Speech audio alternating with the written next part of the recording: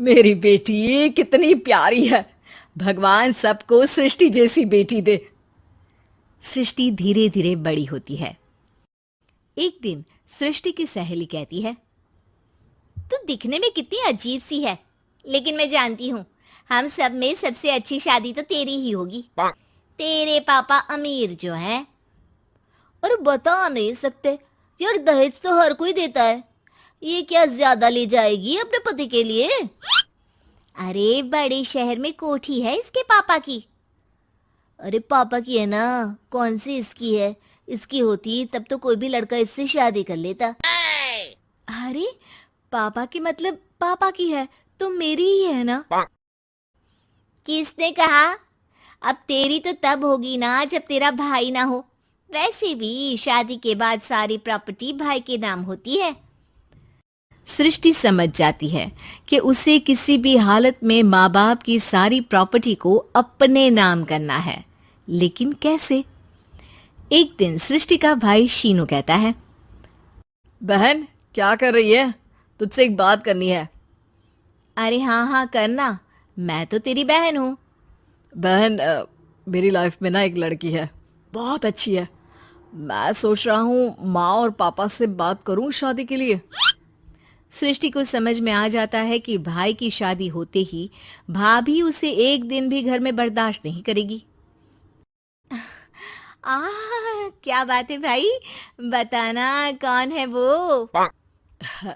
यार वो बहुत अच्छी लड़की है, पढ़ी लिखी है, मेरे साथ जॉब भी करती है। बस एक प्रॉब्लम है। हाँ प्रॉब्लम? क्या प्रॉब्लम है भाई? यार वो शादीशुदा है, लेकिन उसके पति ने उसे सिर्फ इसलिए छोड़ दिया क्योंकि उसके माँ बाप दहेज नहीं दे पाए। सृष्टि ये सुनकर न जाने क्यों खुश हो जाती है। अरे भाई तो क्या हुआ, लड़की तुझे तो पसंद है ना? शीनू को लगता है कि बहन उसे समझ रही है। वो इस बात से अनजान होता है कि उसकी बहन की मंशा पूरा घर हड़पने की है। सृष्टि अपनी माँ से कहती है, मम्मी मुझे तो बहुत चिंता है। पता है शीनू क्या कर रहा है? अरे क्या कर रहा है? वो तो काम पर जाता है और वापस घर आता है। नहीं ना माँ, वो यही तो नहीं कर रहा, बाकी सब कर रहा है। आपको पता है उससे प्यार है, और वो भी एक शादीशुदा लड़की से। ये क्या हो गया? मैं सोसाइटी में क्या मुंह दिखाऊंगी? अरे तेरे पापा तो यही कहेंगे कि मैंने ही उसे बिगाड़ दिया है। माँ देखो, मेरी बात मानो, पापा पर भी विश्वास करने की जरूरत नहीं है। अब आप ही बताओ, पापा इतनी देर घर के बाहर रहते हैं क्यों, बोलो? अरे बेटा वो तो नौकरी करते हैं ना। तू बहुत भोली है माँ। पापा का ऑफिस तो 7 बजे खत्म हो जाता है, लेकिन देखो कितनी देर से आते हैं। अरे नहीं नहीं बेटा, ऐसी कोई बात नहीं है। सृष्टि माँ को एक औरत से बात करते पिता की फोटो दिखाती है। देखो माँ, कैसे हैं पापा? मैं ना कहती थी कि पापा सही नहीं है। मैं तेरे पापा से बात करूंगी, दे फोटो मुझे। ओ माँ, वो तो डिलीट हो गई। लेकिन चल, तूने तो देख लिया ना। पापा से बाद में बात कर लेना, और हाँ, मेरा नाम बिल्कुल मत लेना, हाँ माँ। अब क्या था, सृष्टि के माँ और पिता के बीच झगड़ा होना शुरू हो जाता है। सृष्टि के मन में क्या चल रहा था कोई नहीं जानता था। एक दिन, माँ सृष्टि के लिए एक लड़का देखा है, वो लोग शाम को उसे देखने आने वाले हैं। और हाँ माँ, एक खुशखबरी, मैं और पापा मिलकर एक नया बिजनेस ट्राई कर रहे हैं। शाम को लड़का आता है, सांवले रंग का। सृष्टि को तो बिल्कुल भी पसंद नहीं आता।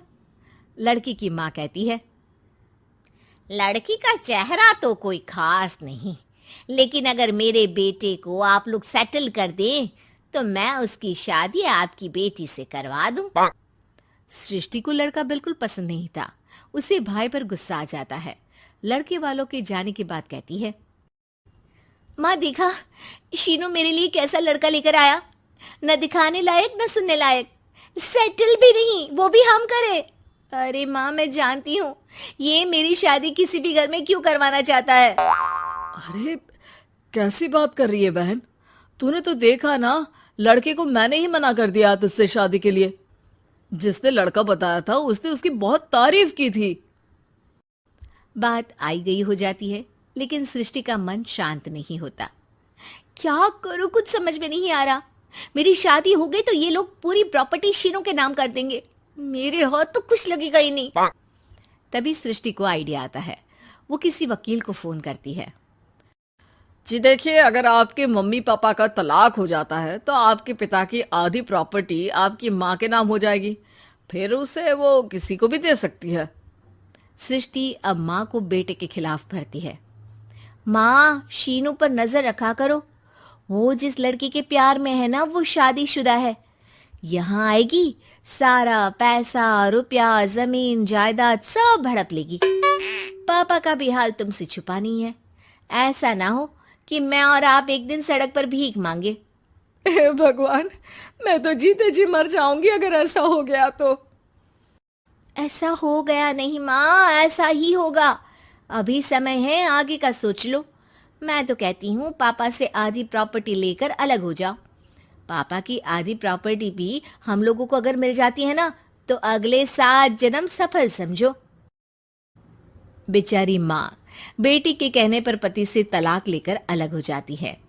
सृष्टि अब पैसों से गाड़ी और अपने दूसरे महंगे शौक पूरे करने लगी। उसके दोस्त भी उसके पैसे इस्तेमाल करते। सृष्टि, कल तुम कहाँ थी? मैं सारा दिन घर पर अकेली थी। तो मैं क्या करूं? मैंने ठेका तो नहीं लिया है ना तुम्हें संभालने का। माँ को सृष्टि से ये उम्मीद नहीं थी। वो बैठकर रोने लगती है। वहीं उसका पति यानी कि सृष्टि के पिता आ जाते हैं। मैं जानता था कि तुम्हारा यही हाल होगा, तो आपने मुझे रोका क्यों नहीं? मैं रोकता तो तुम रुकती क्या? सृष्टि के कहने पर तुमने मुझ पर अपने बेटे पर शक किया, लेकिन तुम ये भूल गई कि कैसे हम दोनों ने मिलकर जीवन में इतना सब खड़ा किया। माँ पति के गले लग जाती है। मुझे माफ कर दीजिए, मैंने आपकी कमाई का एक बड़ा हिस्सा गवा दिया। कोई बात नहीं, तुम साथ हो तो मैं ऐसी 7 प्रॉपर्टी खड़ी कर दूंगा। तभी वहां सृष्टि आ जाती है रोते हुए। माँ, मयंक ने मुझे छोड़ दिया। वो बोल रहा था जब तक मेरे पास पैसे थे तब तक ही वो मेरे साथ था। पापा, माँ, मुझे माफ कर दीजिए।